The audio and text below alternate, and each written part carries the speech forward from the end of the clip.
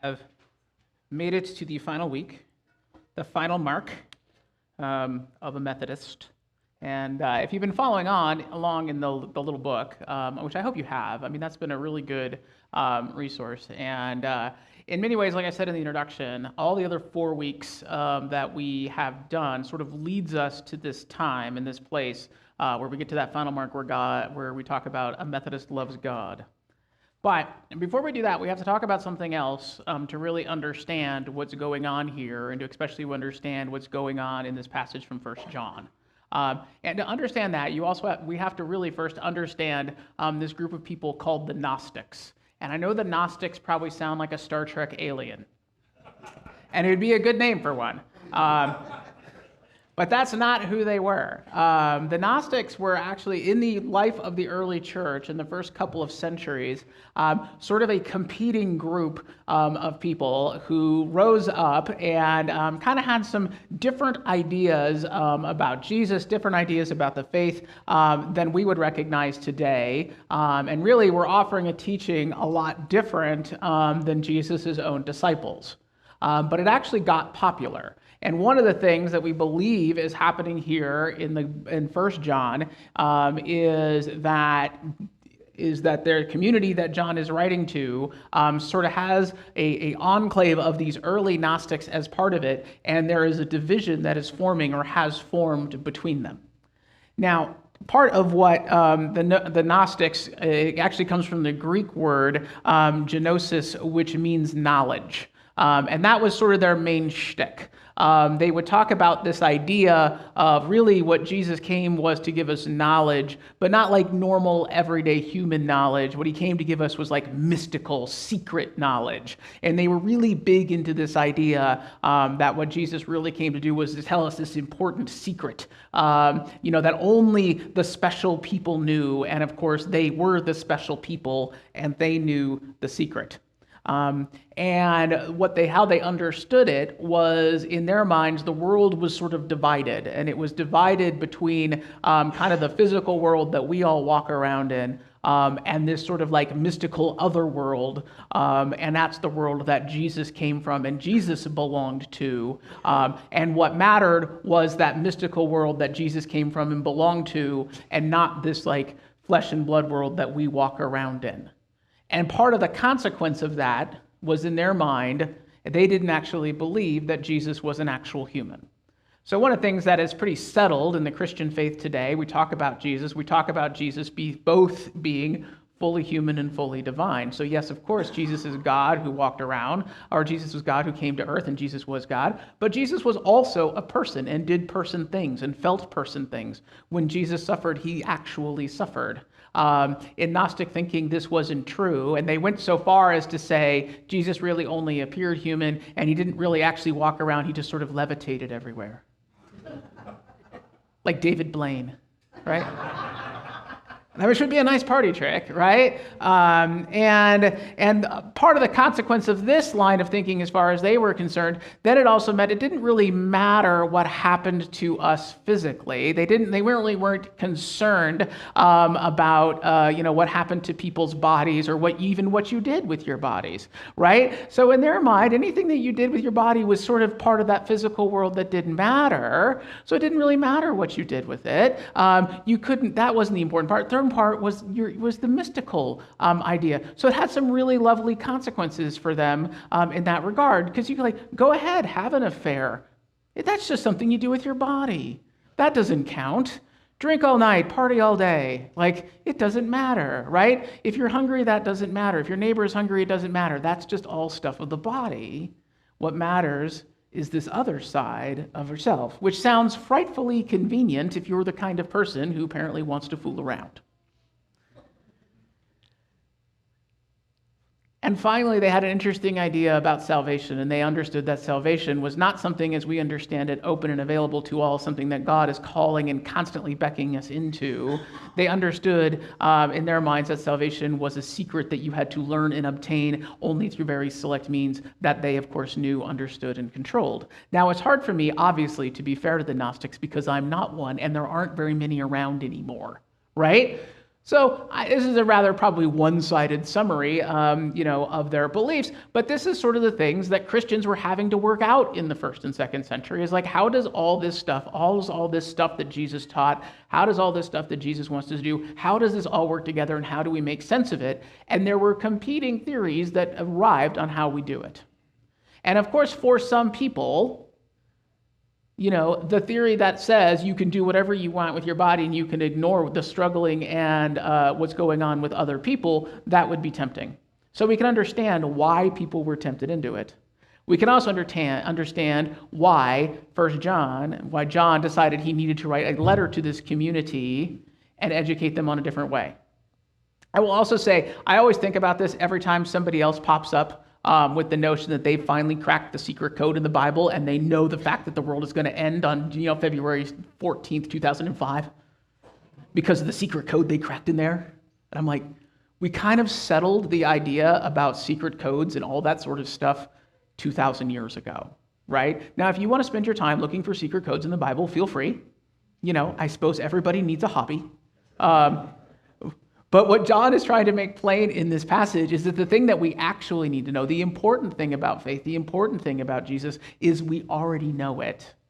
How Jesus wants us to live, he's already told us. And what it is that we are called to do as people of faith, is right there, out there in the world for us to follow. There really is no secret to it. So this was sort of the life of the early church. And so this church that John is probably writing to has probably already gone through a little bit of a split. And the first three chapters of this letter that John is writing is basically helping them understand what it is that he understands about Jesus, what it is that they're actually supposed to believe, how it is that they're actually supposed to behave, and why it is that the group that he is writing to is actually doing things the right way. And he says, you guys are actually doing things the right way. You are loving and being in the way that Jesus wants you to love and be. And while it is sad that there are those who chose to leave and act in a different way, you guys have it right. So he starts most of the letters that.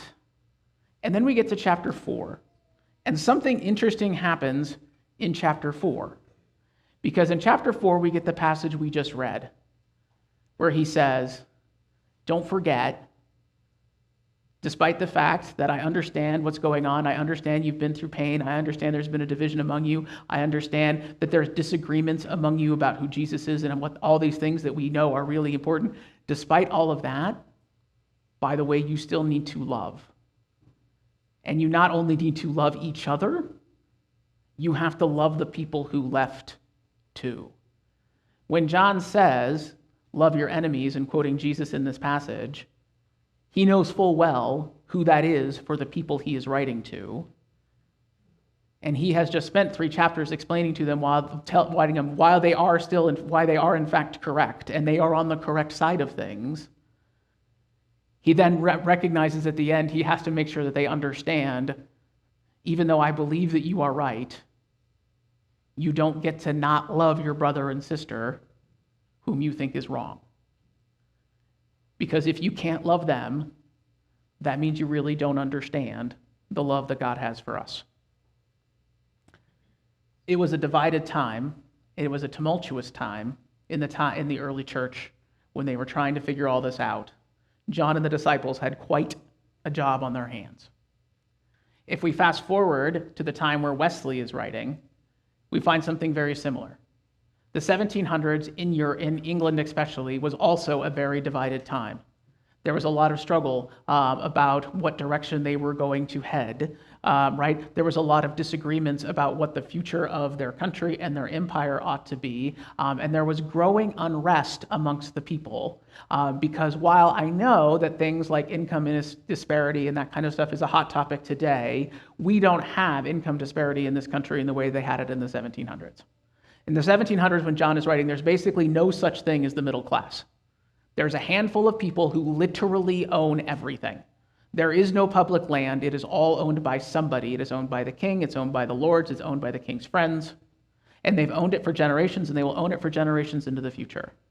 If you want land to farm, you cannot buy it. You have to go lease it from one of these kings and then give them, or one of these lords, and give them a part of what it is that you grow. And they make sure they have set the system up at this point to make sure that it is not actually possible for you to grow enough to actually grow yourself out of that situation. There's a very beginning of kind of a merchant class. There's a very beginning of a different group. But the middle class and things like that we kind of know and take for granted for today don't exist in this time. Most everybody, a vast majority of the population, lives hand to mouth, lives a version of what we would probably call working poor today. And that's where most everybody was. And everybody else, and their handful of other people, are the ones that control all of the land and all of the wealth. And the church is the church of the king, and frankly, the church of the lords, and that's where their money and their support comes to. And we've talked about this a lot. That's why when John Wesley comes on the scenes and has this audacious idea that the gospel, that Jesus' message, that this idea of the church should be open to all people everywhere is such a radical notion for so many of the people in charge.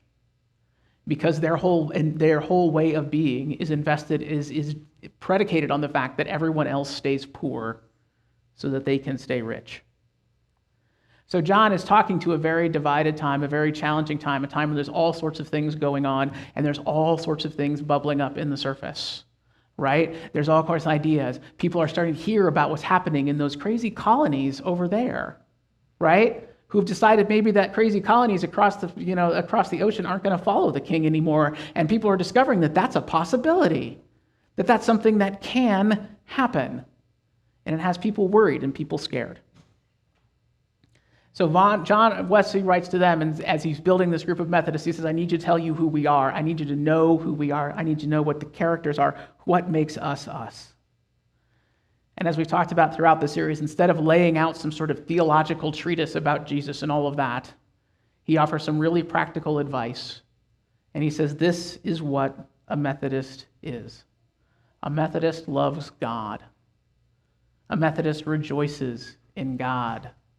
A Methodist gives thanks for what they have. And by the way, he's talking most of his time, he is talking to desperately poor people, and he's telling them to give thanks for what they have.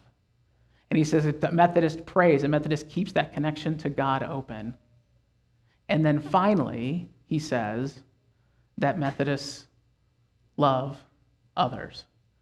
And quotes the same way, this John quotes the same thing that the other previous John quotes that we love to quote from Jesus, that everybody loves to quote from Jesus. We don't just love our friends, but we love our enemies too.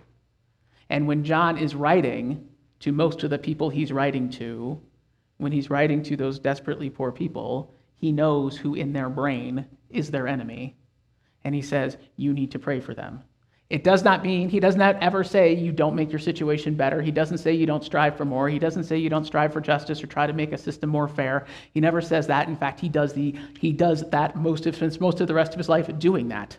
Trying to make the system more fair, trying to make the world more just, trying to make it better for everybody. He says you do strive for that, but you don't strive for it out of hate for those who have. You strive for it out of love for your neighbor and love to see everyone else grow and succeed. Both Johns are concerned, and they are concerned about another idea taking over. That something else is going to infiltrate and infest what they are doing in these communities that they are trying to start. And what they are worried about coming in is this idea of fear. So 1 John takes it on directly, and he says, we cannot live in fear. We must cast out that fear, and the way that we cast out the fear is love. In many ways, 2,000 years later, there'd be another great theologian who would summarize this in a pretty good way. He said that the great and mighty Yoda. You knew it was coming. Fear is the path of the dark side. Fear leads to anger. Anger leads to hate. Hate leads to suffering. In many ways, he's kind of in a galaxy far, far away and a long, long time ago. He's paraphrasing Jesus. Jesus had the same concern. John in the first century had the germ. John in the 17th century had the germ. He was very concerned, and they are very concerned is that fear is somewhat insidious and will kind of wither itself into places. And the other problem with fear is fear ultimately is undoing of a community. Now, for many of us, we hear that message, we hear that thing, we should love our enemies. I don't know about you, but I have a hard time oftentimes even thinking, like, who are my enemies, right? I mean, one of the things that happened in this situation is John wasn't talking, neither John was talking about some kind of like metaphorical, right? They weren't talking about some concept of some other people somewhere that are our enemies, right? They were talking about people that they knew. Right? They were talking about their brothers and sisters, the ones that left, the ones that think differently. You know, they're talking about real people. When John says, both John say, love your enemies, he knows their audience is thinking about actual flesh and blood people who are their quote unquote on the other side of things. So I don't know about you, but I don't know that I spend a lot of time thinking about or wondering about, and maybe, I don't know, maybe I have enemies I don't know about. I'm a pretty easy guy to find, right? So if anybody has a problem, it's not like I'm hiding. So in our daily lives, we may say this doesn't actually apply to us because we don't actually live in a world where we are encountering enemies in the same way that maybe they thought they were before. But the truth is, it sneaks into our lives in different ways. So a couple of weeks ago, I shared with you about my father-in-law. And one of the things I shared about my father-in-law is that he and his friends would hang out in this old garage depot thing that used to repair garbage trucks called Stinkies. It was like their little like communal man cave. It was hilarious. And I used to go and visit every once in a while, every time we visited in town. And of course, I'd have to go down there. Dane was not invited to go to Stinkies, only I was because I'm a boy. And that's how that works, apparently. And so I get invited down there, and one day I go down, and there's something different about the space, and it's always changing, and they're adding stuff. But there was this big communal table that everybody sat around, this big table that people sat around with all these benches and things on. And then one time I went down there, and right in the middle of the table, like hanging from the ceiling, was one of these like yellow flashy strobe light things, like you'd see on a snowplow, right? And it was hanging from the ceiling right there. And I finally asked somebody, I'm like, well, what's up with that? He's like, oh, well, let me show you. And he walks over to this thing over here, and there's a little switch, and he flips the little switch, and the yellow light comes on. And he's like, here's the deal, here's the rule. Anybody that wants to can flip the yellow switch. And if the yellow switch gets flipped, whatever conversation is happening at that moment must immediately cease, and the topic must change. And then my father-in-law looks at me kind of sheepishly, and then eventually sort of admits, that's because of me. But not really because of him. It was about him and a friend, him and one of his other friends that was there. And he and this other friend, who actually happens to be the husband or the father of somebody Dane and I went to school with. It's so funny. We told them for years when we were in high school, they're like, you guys would get along great. You guys should talk to each other. Like, no, we don't need to be fixed up by our kids. We all leave town, and all of a sudden they're best friends. Apparently one day they were sitting there, as they often do, and they talk about all sorts of things, as they often do, and they happen to stumble upon a topic that apparently, unaware to them, they both are on different sides of, basically completely different sides of. And so they start to have this conversation about it, and I'm certain as they are having this conversation, the bush light is flowing, because that's what you drink at Stinkies. Whole cooler of it. All right. And it gets a little more, and it gets a little more, and they get a little more, and they realize they both get a little bit more intractable and a little bit more intractable, to the point that my father-in-law gets up and decides and realizes, well, maybe I'm just not welcome here anymore. And he and his wife leave. The thing that they were arguing about doesn't actually matter, because even in the moment, it didn't actually matter. It didn't have anything to do with their daily lives. It didn't have anything to do with their work. It didn't have anything to do with who they are. It didn't have anything to do with any of that. It didn't have anything to do with Stinkies and how Stinkies operated. It had nothing practically to do with anything.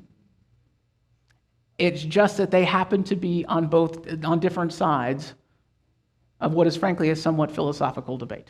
I'm not even going to tell you what it is because it doesn't matter. But because they let anger come into it, because somewhere in that conversation, they forgot to see each other as neighbors, and they forgot to see each other as brothers and sisters, a friendship, an important friendship that was important up until that day and continued to be important afterwards, they did reconcile, was put into jeopardy because they forgot the first rule, which is to love. Love does not mean that we always agree. Love does not mean that we always necessarily get along. Love does not always mean that we can even be in the same room with each other. Love means that we don't bear hatred or anger or fear of other people. Because here's the end of the day, because again, John Wesley is a very pragmatic person. He puts together these marks as a very pragmatic thing. He wants his people to be very pragmatic people. And the thing that he understands also more than anything is that while fear may be a nice motivation in a moment, fear will get your blood pumping and help you outrun the bear, which is a good thing. It is not a good way to spend your life. It is not a productive or helpful way to spend your day, day in and day out. Because the truth is, fear and anger take from us. They take our energy, they take our health, they take from us. Whereas love and hope give. It's not possible, nor should we try, to be angry all the time or to be afraid all the time. If you talk to people who have gone through really, really tough situations, whether they be people who survived in crazy environments, whether they be soldiers on the battlefield, whatever it is, if you ask people and if you talk to people who really have gone through some of the worst that the world has to throw at us, almost invariable, what you will hear at the other end of it, when you say, how did you get through that? What was your source of strength that got you through it? You will hear about the love they had for home, or their longing to get home, or their longing to get to their loved ones, or I had to get through it for the guy standing next to me because I was so deeply concerned about my buddy that I had to be strong so that he would be strong. That love that we have for each other, that way that we care, that way that we are bonded to each other, is the thing that gets us through the worst situations in life. Almost never do you hear anybody say, well, why did you leave? How could you live through such a hard time? Well, I did it despite my wife so I could go home and tell her how horrible she is. That is a terrible motivator and will not last. But if you have something to live for, and that thing that we live for is oftentimes the thing that we love the most, it's amazing what we can get through and what we can achieve. Jesus knew that the road ahead was going to be hard for those who followed him. John, in the first century, knew that the road was going to be hard for those who were a part of his group, and John Wesley knew that the road was going to be hard for him, his group, and truthfully, the road is still hard for all of us today. And the thing that powers us through it, the thing that gives us the strength to get through the hard stuff that life throws at us, is the love that we have and the love we experience. John Wesley ends his thing with this. After telling everybody, here are the 5 marks, here's what we are about, he ends with this. He says, by these marks, by these fruits of living faith, do we labor to distinguish ourselves from an unbelieving world. And then he asks this question, is thy heart right? Are you loving the way that you are called to love? Is thy heart right, as my heart is with thine? I ask no further questions. If you are prepared to love in the way that God asked us to love, if you're prepared to receive the love that God has for us and show it to others, if you're prepared to give thanks for it and rejoice in it and pray and keep that connection going with God, then John Wesley says, I have no further questions for you. And by doing no, he leaves out a lot. Nowhere in there does he ask, who you voted for in the previous election. Sorry, he doesn't. Nowhere in there does he ask about your opinion about this doctrine tax or this. Nowhere in there does he get into those deeply, sometimes irrelevant, sometimes important philosophical areas. He says, are you prepared to receive and love in the way that God has asked us to? And if you are, then I ask no further questions. I think we can learn a lot from Jesus. Big surprise. That's why we're here.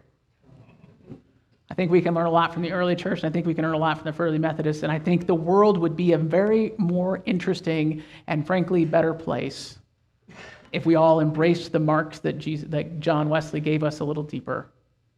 If we were prepared to be loved by God, prepared to love God, rejoice in that love, give thanks for what we have, pray and keep that connection going, and then look for those opportunities to love our neighbors, whoever they are.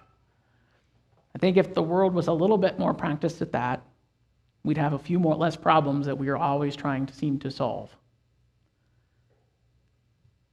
This is my hope and my challenge for us, is that we who gather under the banner of Methodism, who call ourselves followers of Jesus and followers of John, can strive to do this better.